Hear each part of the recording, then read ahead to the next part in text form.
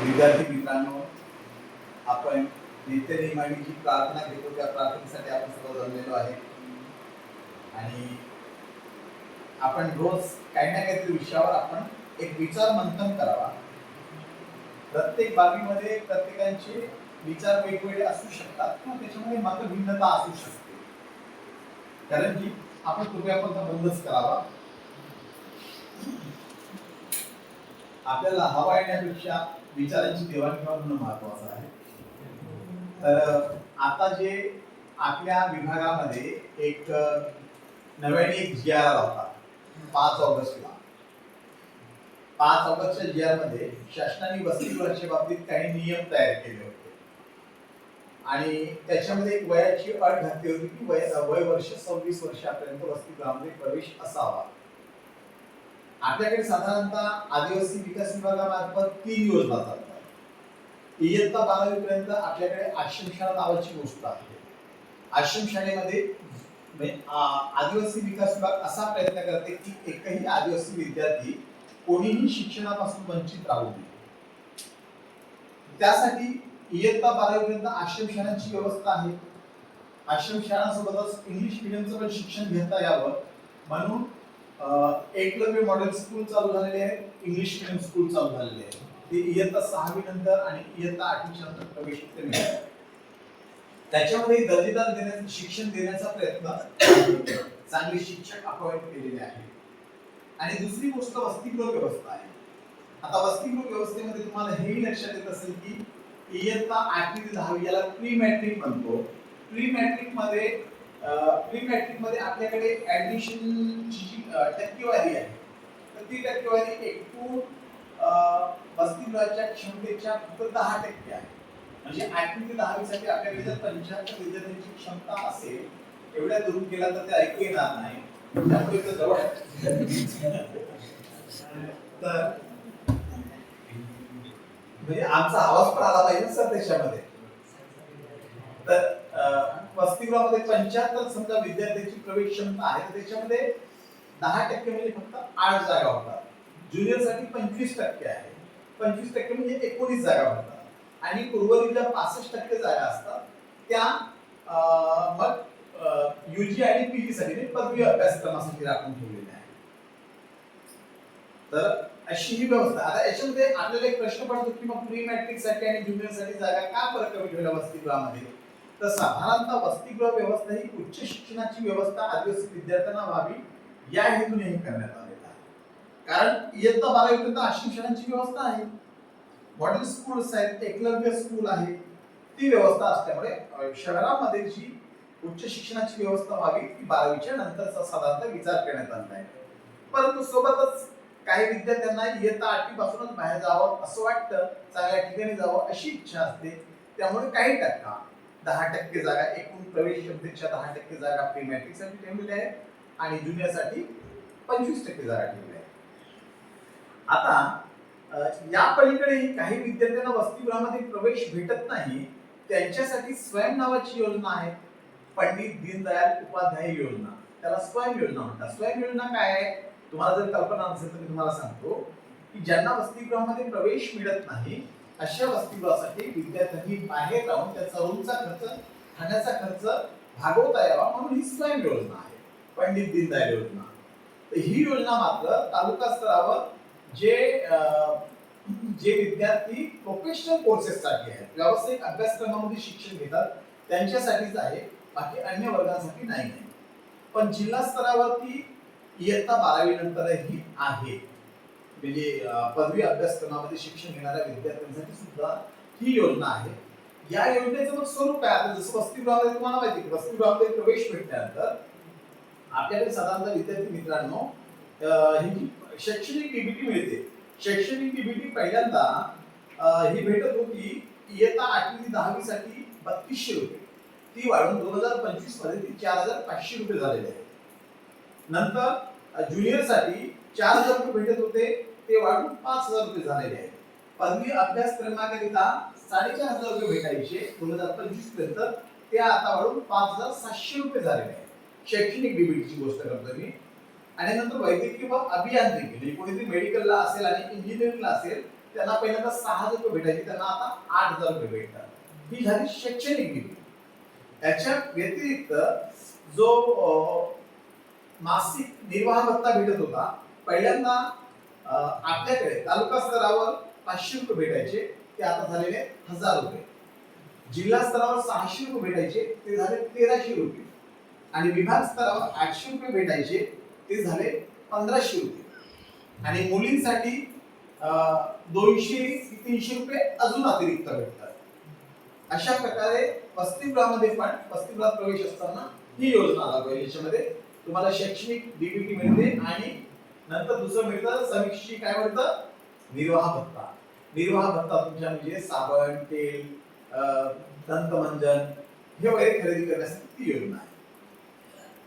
आणि आता ज्यांना आता तालुका स्तरावर तर भोजन व्यवस्था असल्यामुळे हे भेटतं. आता जिल्हा स्तरावर आणि महानगर स्तरावर भोजनाची व्यवस्था नाही, पण भोजनाच्या व्यवस्थेसाठी वसतिगृहामध्ये प्रवेश असेल तरी अशा विद्यार्थ्यांना पहिल्यांदा जिल्हा स्तरावर 3,000 रुपये भेटायचे, ते आता 4,500 रुपये झाले जेवणासाठी. किती? 4,500. आणि विभाग स्तरावर भेटायचे 3,500 रुपये, ते भेटतात 5,000 रुपये. म्हणजे नागपूरमध्ये राहणाऱ्या पोरांनी 5,000 रुपये जेवणाचे घ्यायचे आणि त्यांनी बाहेर कुठेतरी जेवण करायचं. आता बरेचदा संभ्रम, पण काही लोक संभ्रम निर्माण करतात. मित्रांनो, माणसाने कधीही संभ्रम निर्माण होतो तेव्हा सत्य बाजू समजण्याचा प्रयत्न केला पाहिजे. आता महानगरामध्ये आणि जिल्ह्यामध्ये डीबीटी देण्याची काय गरज भासली रे? आता मला सांगा, नागपूरची जे वसतिगृह आहे, तुमच्यापैकी काही लोकांना जर माहित असेल तर कुणाचं तरी कॉलेज बर्डीमध्ये आहे आणि वसतिगृह कुठे आहे? पारडीमध्ये. पारडी म्हणजे बर्डी पासून पारडीचं अंतर किती? शंकर समीक्ष माहिती आहे तुला? कमीत कमी 10-12 किलोमीटरचं अंतर आहे. विद्यार्थी तिथे शिकायला गेलेला आहे ना, तिथे जेवायला गेलेला आहे का? मग तो जेवण करत तिथे राहील की आपल्या स्कूलमध्ये जाईल, कॉलेजमध्ये जाईल? म्हणून ती व्यवस्था आहे की 12 किलोमीटरच्या अंतरावर तो जेवण करून तो आपल्या कॉलेजला पोहोचू शकणार नाही. त्यामुळे तो विद्यार्थी आपल्या कॉलेजमध्ये जावा, त्याला कॉलेजच्या परिसरामध्ये जिथे सोयीस्कर मेस उपलब्ध होते तिथे त्यांनी पैसे द्यावे आणि मेस मधून जेवण करावं. आणि आपल्या महत्वाची गोष्ट शिक्षण आहे, ते शिक्षण पूर्ण करावं. या हेतूने जिल्ह्यामध्ये आणि महानगरामध्ये डीबीटी केली. तालुक्यामध्ये काय डीबीटी केली नाही? तालुक्यामध्ये आपण पोहोचण्याच्या अगदी आपण जवळ पोहोचू शकतो. आपलं वसतिगृह समजा ब्रह्मपुरीचं वसतिगृह असेल, बाहेर असून किती दूर अंतरावर आहे? जास्तीत जास्त 1.5 किलोमीटर, कुणासाठी 2 किलोमीटर. एवढ्या अंतरावर सायकलने आपण सहज पोहोचू शकतो. पण 12 किलोमीटर 15 किलोमीटर अंतर म्हणलं की पोहोचायला जड जात. आता ही गोष्ट एक लक्षात घ्यावी की साधारणपणे आपण 12वी पास होताना कोणत्या वय वर्षामध्ये 12वी पास होतो? समीक्ष, 12वी कोणत्या वर्षात? रेग्युलर विद्यार्थी 12वी कधी पास होतो? 18 वर्षामध्ये 12वी पास होतो. ग्रॅज्युएशन जातो 21 वर्षामध्ये ग्रॅज्युएशन पूर्ण करू शकतो. बरोबर. आता 30 वयाची अट त्यांनी शासनाने पुढे घेतली. 26चा विचार करून 30 वर्ष अट पुढे ढकलली. तेव्हा आता 30 वर्षामध्ये काय होऊ शकत नाही याचा आपण जर विचार करतो. 21 मध्ये ग्रॅज्युएशन झालं, समजा ग्रॅज्युएशन समीक्षित केलेलं आहे बीए, त्याला वाटलं तर बीए नाही आपण बीकॉम पण करूया, तर 3 वर्ष अजून जोडू. 21 तर 3 24. मग नंतर दोन ग्रॅज्युएशनच्या 2 डिग्र्या केल्यानंतर त्याला पुढे वाटलं की आपण एमकॉम करावं. बीकॉम केल्यानंतर एमकॉम करावं वाटलं. एमकॉम साठी किती वर्ष गेले?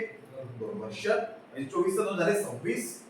परत त्याला वाटलं की एमकॉम केलं पण मला नाही, मला एमए पण करायला पाहिजे. तर 26 नंतर 2 वर्ष केलं म्हणजे किती होणार? 28 वर्ष. अजून समजा त्याला एखाद्या दुसऱ्या पीजी करावीशी वाटली, एमलिट करावीशी वाटली, तर अजून ते 2 वर्ष घेतले. तरी 30 वर्ष 3 पीजी आणि 2 यूजी केलं तरी 30 वर्ष सफिशियंट आहे. आणि नंतर तुम्ही म्हणता पुढची गोष्ट पीएचडी साठी स्वतंत्र फेलोशिप आहे. पीएचडी साठी आदिवासी विकास विभागामध्ये TRTI कडून मिळते स्वतंत्र फेलोशिप. इव्हन ओबीसी ला पण महाज्योती नावाची एक फेलोशिप मिळते. समाज कल्याण मध्ये काय असते? पार्टी कडून फेलोशिप मिळते. पीएचडी साठी स्वतंत्र फेलोशिप अशी एक व्यवस्था आहे. दुसरे एक विद्यार्थी मित्रांनो, इथे सुद्धा ज्या विद्यार्थ्यांना वसतिगृहात प्रवेश मिळत नाही त्या वसतिगृहांना स्वयं लागू आहे. अजून पुढच्या शिक्षणासाठी 30 वर्षानंतर 34 वर्षापर्यंत स्वयं घेण्याची एक संधी आहे. आता एवढं असताना मला वाटतं की माझ्या दृष्टीने एवढं ठीकठाक व्यवस्था आहे, चांगली व्यवस्था आहे. आणि काही गोष्टी आता बरं, ही गरज पण का पडली, स्वयं नावाची एक स्वतंत्र योजना आणावी, वसतिगृह योजना वगळावी असं का वाटतं? याचं कारण कसं आहे, आमची इव्हन मला काही प्रश्न पडतो रे, आमची काही वरिष्ठ मंडळी पण आहे, त्याचं व्यवस्थित स्पष्टीकरण देऊ शकत नाही. तेव्हा पोरांमध्ये पण संभ्रम निर्माण होणं स्वाभाविक आहे. परंतु स्वयं योजना अजून 2 UG 2 PG केल्यानंतरही पुढं अजून 4 वर्ष तो स्वयं योजनेचा लाभ घेऊ शकतो. आणि हे करताना काय म्हणतो, PhD करताना त्याच्यासाठी स्वतंत्र फेलोशिप अजून वेगळे आहेत. आणि पुढं नंतरच्या काळामध्ये अजून तुम्हाला समजा एखाद्याला विदेशात जाऊन अजून काहीतरी उच्च शिक्षण करावं असं वाटतं, तर विदेशात जाण्याच्या स्वतंत्र फेलोशिप आहेत, ते आपण मध्ये बोर्डावर पण लावलेले होते जायला. इव्हन त्यानंतरही त्याच्या अगोदर पण जाता येतं विदेशामध्ये शिकण्यासाठी, ही सुद्धा फेलोशिप आहे. पण आता मग 30 वर्ष वयाची अट ठेवणं का वाटलं, तर याच्यामध्ये काय होतं की काही विद्यार्थी फक्त माहित आहे का, वसतिगृहात वेगवेगळ्या डिग्रीज करून फक्त स्पर्धा परीक्षेची पण तयारी करताना तिथे राहायला भेटलं पाहिजे म्हणून तो त्यांचा अट्टहास आहे. परंतु त्याच्यासाठी पण अजून योजना आदिवासी विकास विभागाची, ज्यांना UPSC ची तयारी करायची त्यांच्यासाठी पण क्लासेस असतात. माहिती आहे सविश आहे का? MPSC ची तयारी करण्यासाठी पण क्लासेस असतात, त्याचा खर्च शासन करतो की नाही सविश? सविश तिकेदार दिखाइए, करतो सविश? आता याची ही बाब आपल्याला कधी कधी माहितच नाही. माहितच नाही म्हणजे आपण कधी कधी मला असं वाटतं की एखाद्या गोष्टीचा विरोध करताना ती गोष्ट समजून केलेलं मला वाटतं जास्त चांगलं राहतं. ही बाब मला वाटतं की आपल्याला लक्षात आणून द्यावं की हे जे चाललेलं आहे ते काय चाललेलं आहे. तर कधी कधी काही मंडळी जसं एखादी बाब झाली की लगेच आपण प्रधानमंत्र्याचाच राजीनामा मागायला लागतो, तर तसं राजीनामाच मागायचा तर तो मागणी द्या, त्यांची मागणी करायची त्यांची इच्छा असेल तर त्यांनी ती करावी जरूर. परंतु बेसिक गोष्ट अशी आहे, याच्यामध्ये कोणत्याही विद्यार्थ्याला शिक्षणापासून वंचित तर अजिबात नाही, त्याला उच्च शिक्षण घेण्याची भरपूर संधी आहे. आता त्याच्या पलीकडे कोणीतरी विद्यार्थी नुसतं 40 वर्षापर्यंत फक्त शिकत आहे आणि त्याला काही करायचं नसेल तर त्याला ऑप्शन नाही आहे. आणि तसं माणूस आजीवन विद्यार्थी असतो, माणसाचं शिक्षण हे कधी संपायचं नसतं. तुम्हाला सांगताना मला हे सांगावं लागेल की काही विद्यार्थी समीक्षजी रिटायर्ड झाल्यानंतर 18 वर्ष नोकरी केल्यानंतर त्यांना वाटते की मला अजून शिकलं पाहिजे. अशी काही भरपूर उदाहरणं दिसतील तुम्हाला. 58 वर्षानंतर रिटायर्ड झाल्यानंतर PhD करताय कोणीतरी ज्याचा डिग्री होता तो पोस्ट ग्रॅज्युएशन करतोय, ती आहे हाऊस. म्हणजे ती नितांत गरज आहे का 18 वर्ष रिटायर्ड झालेल्या माणसाला त्याची गरज आहे का? नाही. पण त्याची हाऊस आहे बिचारीची, अजून काहीतरी शिकावं, अजून काहीतरी जगामध्ये काहीतरी वेगवेगळ्या गोष्टींचं ज्ञान आहे, ते मी मरण्याच्या अगोदर माझ्या नावावर डॉक्टर लागलं पाहिजे म्हणून हाऊस असेल जरूर पूर्ण करायला पाहिजे. परंतु जे मला गरजेनुसार जितकं अधिकाधिक शिक्षण घेता येईल तेवढं अधिकाधिक शिक्षण 34-35 वर्षापर्यंत डेफिनेटली पूर्ण करता येऊ शकतं.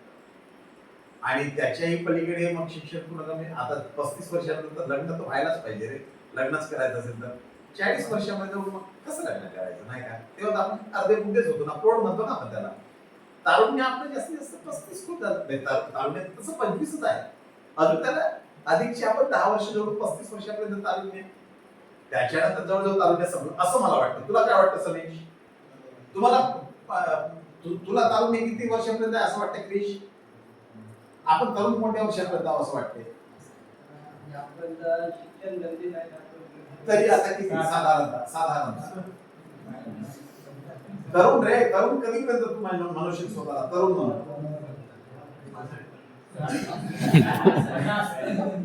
65 पर्यंत म्हणलं तर 65 पर्यंत बरा रे व्यक्ती माणूस. 30, 32, 35 पर्यंत माणूस तरुण आहे. तर तारुण्यापर्यंत या शिक्षणाची पूर्ण संधी देत आहे. मग आता काही मंडळींचा विरोध आहे ते मला थोडंसं समजण्याच्या मला पलीकडे जातो. होऊ शकते मी याच्यामध्ये चुकीचा असेल, पण मला जेवढं म्हणजे मी एक अवलोकन करण्याचा प्रयत्न केलेला आहे, समजण्याचा प्रयत्न केला आहे ते असं आहे. पण ही बाब क्लिष्ट आहे आमची, ही बाब देखील काही विद्यार्थ्यांपर्यंत व्यवस्थित समजली नाही, आमच्या व्यक्तीद्वारे पण व्यवस्थित पोहोचवण्यात आली नाही. याच्यामध्ये आमची पण काही लोक कमी पडतात. आता जसं आपल्या वसतिगृहामध्ये जो रोजचा कम्युनिकेशन होतो, हा कम्युनिकेशन पण अनेक वसतिगृहामध्ये नाही आहे. हे कम्युनिकेशन नसण्याची कारण पण आहे. पार्श्वभूमी त्या कारणामध्ये पण दडलेली असे आहे. असो, पण मला वाटलं की हे तुम्हाला समजणं गरजेचं आहे, समजावून सांगणं महत्वाचं वाटलं आणि मी ते समजावून सांगितलं.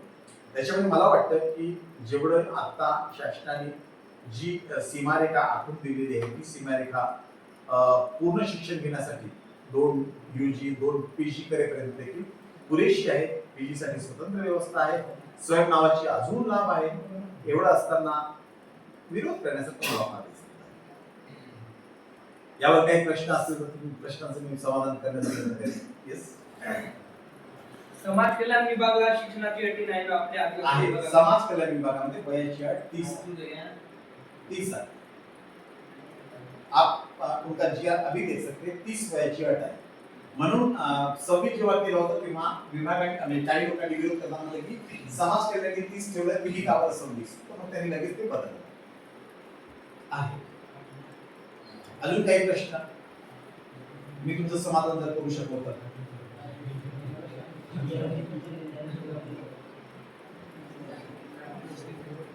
किचन मध्ये जाण्याची परवानगी नाही असं लिहिलं आहे जीआर मध्ये. काय बेटा? किचन मध्ये मुलांना म्हणजे विद्यार्थ्यांना जाण्याची विद्यार्थ्यांना नाही आहे काय? यस, आपले जे येतात ते आम्ही देखील ना रे. एक ठीक से बोल रे. बेटा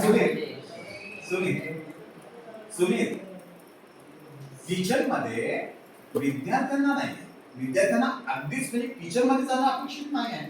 स्वयंपाकगृहामध्ये, किचन इन द स्वयंपाकगृहामध्ये, परंतु वसतिगृहामध्ये वसतिगृह व्यवस्थापन समिती असते ज्याच्यामध्ये विद्यार्थी पण असतात. मागच्या वर्षी पण आपण ठीक केलेलं होतं. भोजन प्रमुख पण असतो, तर त्यांना आपण ह्या सगळ्या गोष्टीवर देखरेख तर ठेवतच असतो. वसतिगृह व्यवस्थापन समिती केवळ एका गृहपालांनी मिळून बनलेली नाहीये.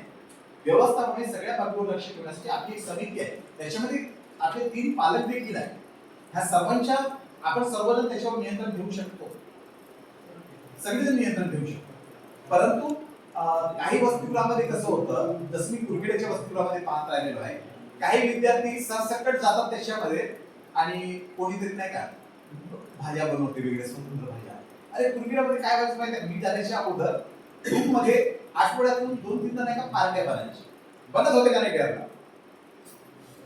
रूम मध्ये पार्ट्या बनायच्या, तर आपण पार्ट्या बनवायला आलो की शिकायला, हा एक प्रश्न आहे.